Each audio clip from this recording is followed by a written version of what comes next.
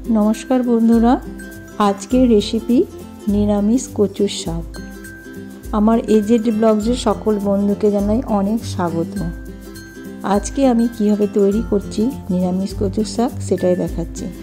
प्रथमे कचुर शाकटाके सेদ্ধ करे निয়েছি, सेদ্ধ करे एर मধ্যে रेखे दिয়েছি और कड़ाइए आमी दिए दिएছি একটা তেজপাতা, একটু জিরে গুঁড়ো, একটু আদা বাটা। এবার মশলাটা আমি ভালো করে বেশ কষিয়ে নেব। এর মধ্যে এখনো নুন বা হলুদ কিছুই দিইনি, হলুদ অল্প দিয়েছি, নুন বা চিনি কিছু দিইনি। মশলাটা ভালো করে আমার কষানো হয়ে গেছে, কড়াইয়ের সাথে লেগে যাচ্ছে। এরপরে আমি কচুর শাকটা দিয়ে দিচ্ছি। যে কচুর শাকটা আমি সেদ্ধ করে রেখেছিলাম, কচুর ডাঁটা অ্যাকচুয়ালি, ওইটা আমি এবার কড়াইয়ের মধ্যে দিয়ে ভালো করে নেড়ে নেব। দিয়ে দিলাম অল্প পরিমাণে নুন, নুন দিয়ে দিয়েছি। নুন দিয়ে একটু জলটা কাটবে, নুনটা আমি পরে দিলাম।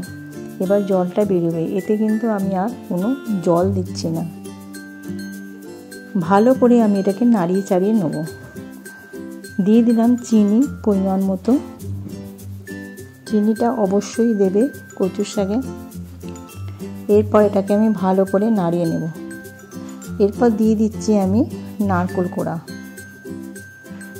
নারকেল কোড়াটা দিয়ে আবার ভালো করে আমি নাড়িয়ে চাড়িয়ে নেব, মিশিয়ে নেব এর সাথে।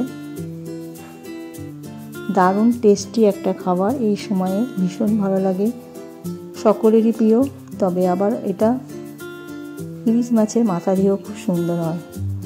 তৈরি হয়ে গেল আমার এই নিরামিষ কচুর শাক।